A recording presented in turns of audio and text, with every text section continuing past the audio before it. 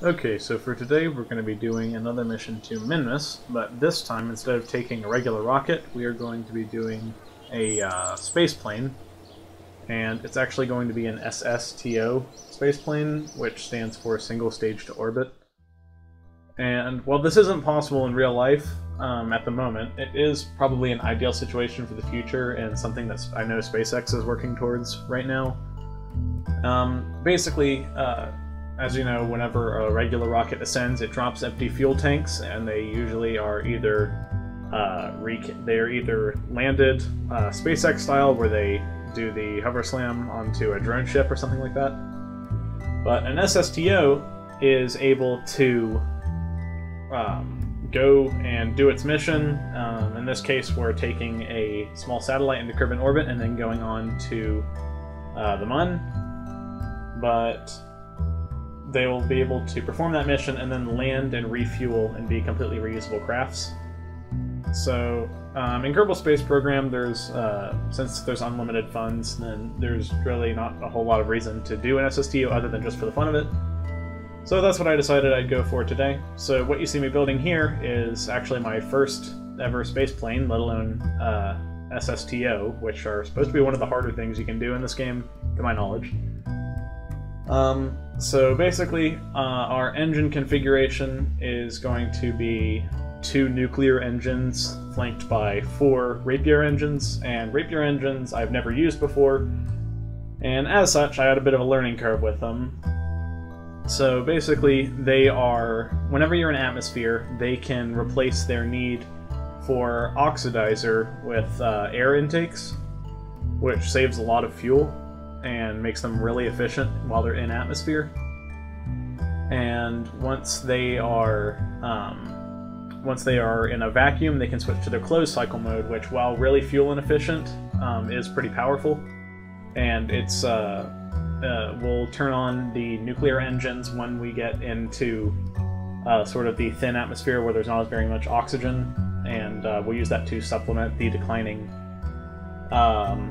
efficiency and power of the Rapier engines. But you can see we've got a Mark II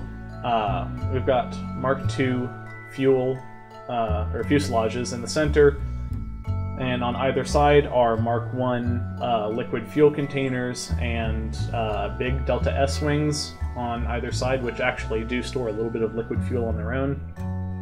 And what you can see me doing right here is I am trying to put on these, they're basically flaps, they're called elevons, and Kerbal Space Program system for moving these around is horrible, so you can see this is sped up by like 4 or 5 times, but putting those on took me about 5-10 minutes, and that was honestly the majority of the time I spent building this craft.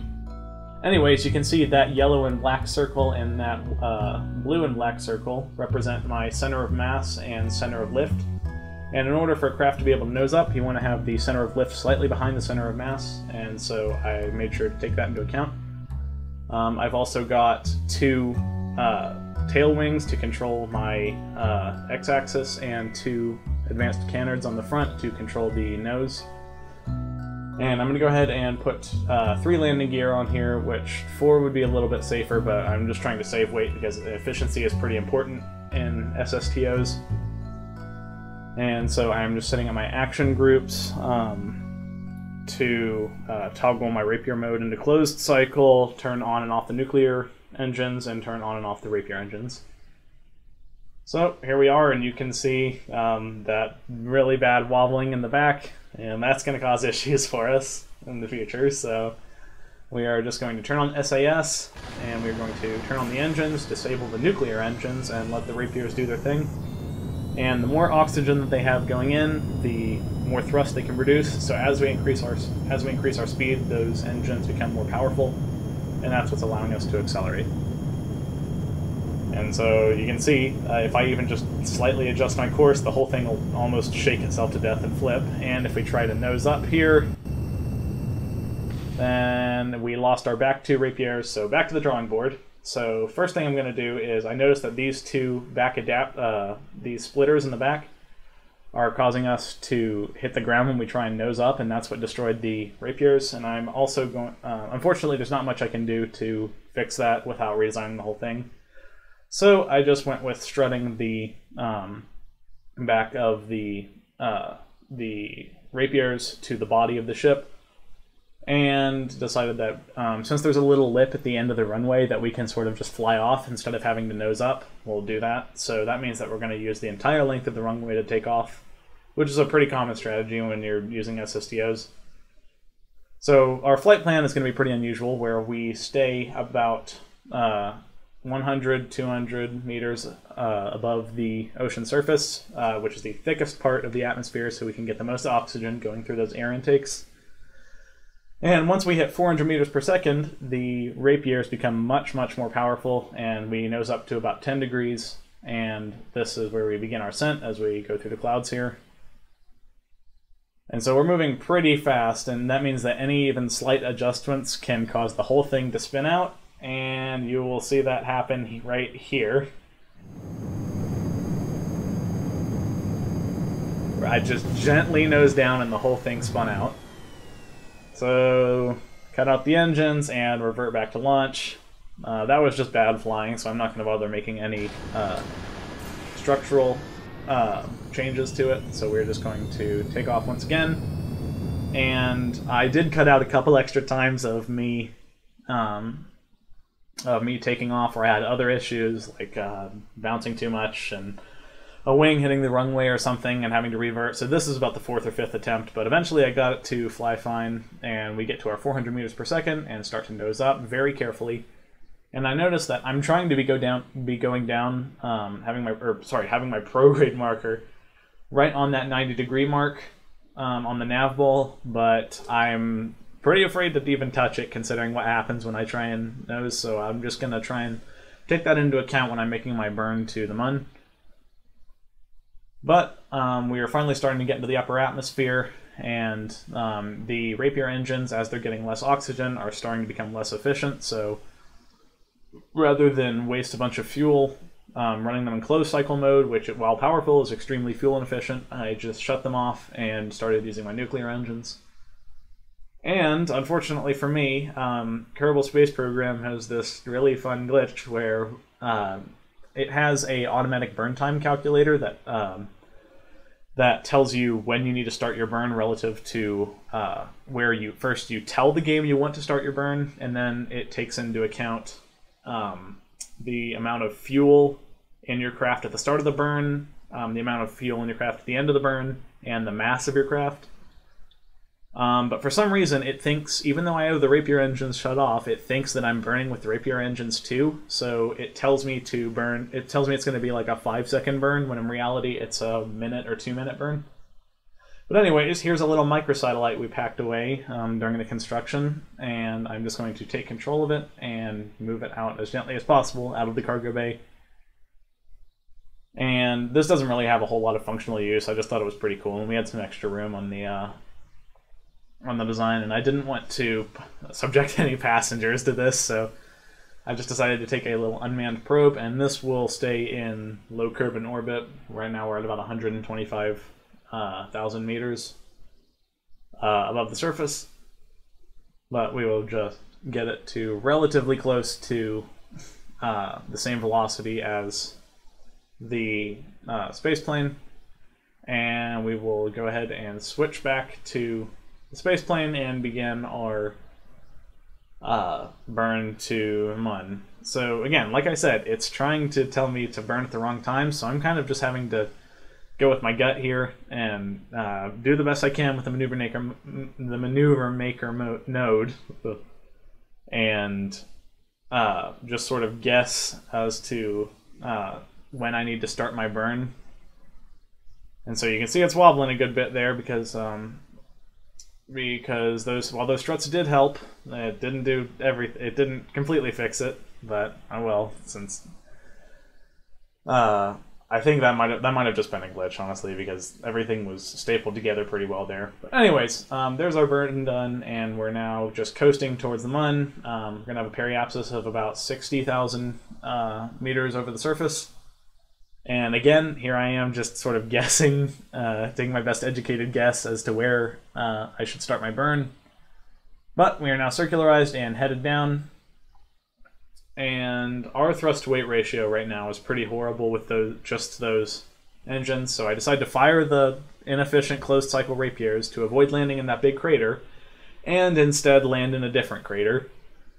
But at this point we're running pretty low on fuel, so I decide to just try and make the best of it. It's less steep than the other crater, so we're going to have to land it pretty weird. Not the way you'd expect to land a space plane, but we're having to land it similar to a rocket where it'll rest on the engine for a second and then fall on the back and then front wheels. And so now we are touched down, and we are just going to let the craft roll to the bottom of the crater so that we can hopefully have a little bit of a ramp towards the bottom, or we can have a little bit of a ramp while we're trying to take off. And so while we're rolling, I'm just going to go ahead and you'll see me here in a second fire up the nuclear engines just at like 1% thrust to sort of push us in the right direction so that we're taking off in the general direction of where we want to be whenever we're ascending. And so, as per usual, Jebediah Kerman will hop out and plant the flag, and in a rather emblematic, or in a moment pretty emblematic of this mission, the flag won't stay in, it just falls over. But at this point, I'd been recording for about 45 minutes, so I figured it was fine. Just had Jeb hop back in, figured it was close enough. Anyways, ran into a couple problems here. First of which is this. So the ground there is a lot less even than it looks, so I have to try this a couple times, and what keeps happening is one side of the craft, the suspension will overreact to even the tiniest incline, and it'll cause the other half to sink down a little bit more and then overreact, and then the wing will fly into the ground and explode and send the whole craft flying. So I cut it out. I must have cut out like probably 7 or 8 of these attempts. But this time I decided to try and realign where I'm taking off a little bit. It doesn't look much better, and it does mean that I'm going to have to adjust course a little bit once I'm in the air. But fortunately, you can see we almost lost it there, but we are coming up the ramp here, and we are finally airborne after about half an hour of attempts. So I'm going to have to adjust course and get my prograde marker there on the 90-degree marker. But at this point, we are running dangerously low on fuel, and I was actually planning to visit Minmus 2 in this, but this is my first time doing a space plane, and we didn't end up having enough, so I'm going to need to get better at this. But, so just going to be a pretty normal ascent the way we would do with a regular rocket, where we get a little bit of altitude and then start burning almost level. But since this thing has a really bad thrust to weight ratio, we have to point radial out a little bit. So we're going to put a maneuver node at our apoapsis, and the nice thing about these is that you get about these space planes is that generally the way you fly them is that you get most of your forward velocity in your ascension. So that means circularization burns are relatively cheap compared to rockets. Anyways, we're going to go ahead and burn prograde around our orbit here to get us to... we're actually going to try and aero capture with... or aero brake with Kerbin a little bit and just skim the top of the atmosphere, because we'll be coming in at about 3,000 meters per second. And the heat tolerance on most of the parts on this craft aren't very good, so if something is exposed to too much heat, then it'll likely explode. And so, unfortunately, we are out of power, and the only way we can get power back is by firing our engines, which have alternators, which they turn some of that thrust they give into electricity, which we can use to rotate the craft. But this is the third and final time of aerobraking. We'll come in just slightly slower because I had to do a little retrograde burn here to lower my apoapsis. And so you're going to see me coming in here, and it's already burning way up like crazy. And you're going to see me going sort of this like death spiral or crazy spin where we just fling the craft around as fast as I can. And it's not just because I didn't have control of the rocket, although that was part of it. But what this actually does is, as each part of the craft is exposed to all that heat, there's a chance it'll explode. And by rotating the craft really quickly like I was doing there, it allowed for each of the parts to only be exposed for a short amount of time, and then they would rotate around to the cool side and cool down for a second before going back around to the hot side. Anyways, here we are. I have almost no control, and I think if there's anything I need to take away from this is that I need to add more reaction wheels, which will allow me better control of the craft, because right now it's just uncontrollably spinning as we plummet towards the ground at like 90 meters per second. So I try and fire the engines to get some forward thrust and at least get some control over this thing, because unfortunately neither the nuclear engines nor the Rapier engines have gimbal, which gives me pretty poor control. So in true Kerbal fashion, we spin to our deaths here. I'm still hopelessly trying to, if not regain control, at least slow our descent a little bit so that we don't really crash. Hopefully Jem survives, and command pod is okay. So there we go. I'll call that a success. But hope that gave you some insight into what some of the more chaotic missions are like. Not all of them are as crazy as this. I'm not really sure what I'm going to do next time. Maybe a mission to Lathe, maybe just a probe or something. But yeah, that's about it. See ya.